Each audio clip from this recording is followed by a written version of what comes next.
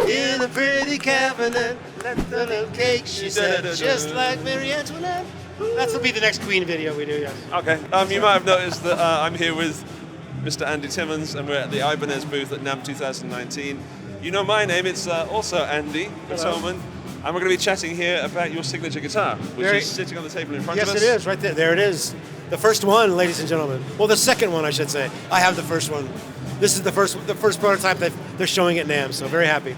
And I have an AZ, I'm going to say AZ because we're in America. Yeah, okay. And I'll happily say, and I have said it many times, it's the best production guitar I've ever played. Wow, fantastic. Well, so I've been a fan since they first presented me with an AZ. When they first came up with the design, they wanted to see what I thought about it, and I love the neck, the feel of the roasted maple. So it was. Did you always have a great smell when you first got it?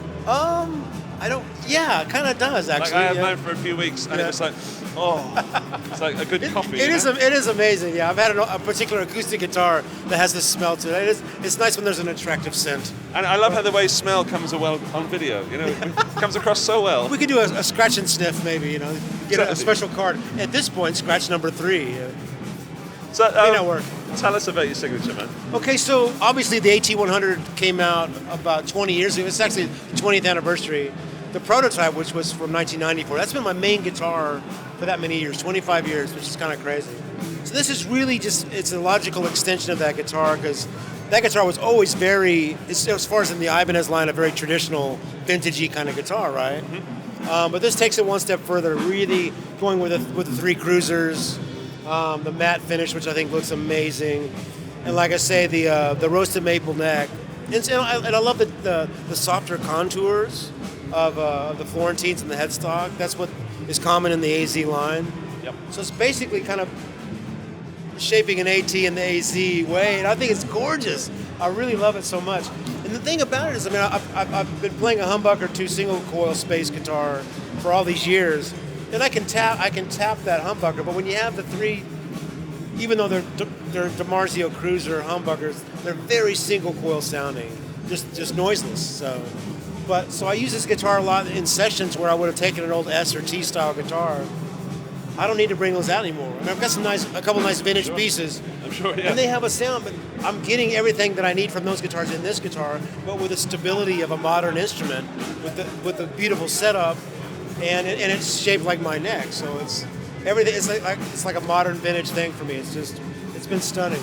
And we've of course got 2 screws missing. Yeah, well, that's the way my original one was all those years ago. And to be honest, I have no idea why it was like that, but that's the way the original one was made. I just kept it that way. That wasn't a spec of mine. It was like just a happy accident. Okay, fine. I hear that if you have 2 less screws, you have twice as much tone. Tone is in the screws. Screw the tone, they say. That's exactly no, what I think maybe there's something to that. I have no idea. I just use a pick and I try to practice a lot. That's where a lot of tone comes from. Sure. But no, it's obviously handy when you have an instrument that inspires you. And this one's very inspiring for me. I saw you on YouTube playing the Bohemian Rhapsody. Yeah, it was on this guitar, man. On this exact one? Well, no, with this this model, yeah. Okay. I'll have the exact one tomorrow night.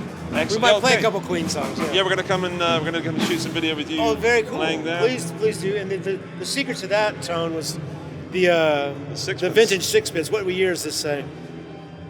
1947. That's the exact year that Brian May likes to use.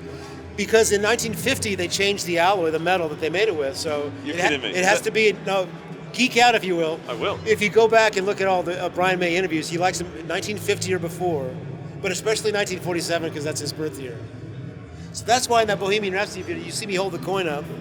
I want you to have this. Seriously? Oh yeah. I have a couple. But when I find somebody that's a huge Queen fan, you will not believe the sound. When you play the string with that coin, you start to hear where that tone comes from. It's very different than plastic. I have a few 6-bits. Yeah. But I don't know what year they are because I didn't think that was. But 1947, it has to be 1950 or before. Probably has more silver.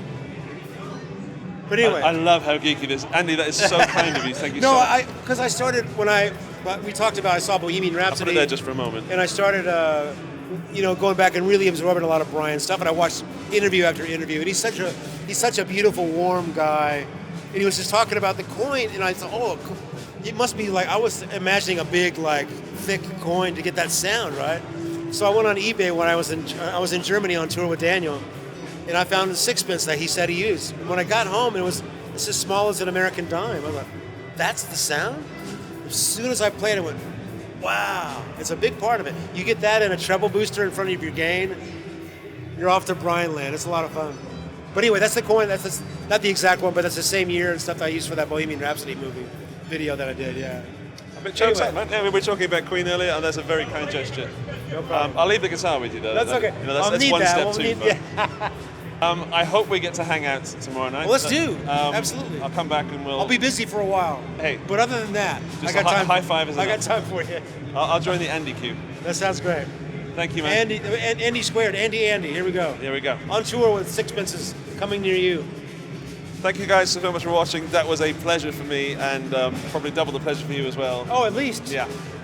Go and see some more Thomann videos. Thank you. This is 2019 NAMM Ibanez booth, and Wow. I'm over the moon. Bye-bye. I'm under the moon.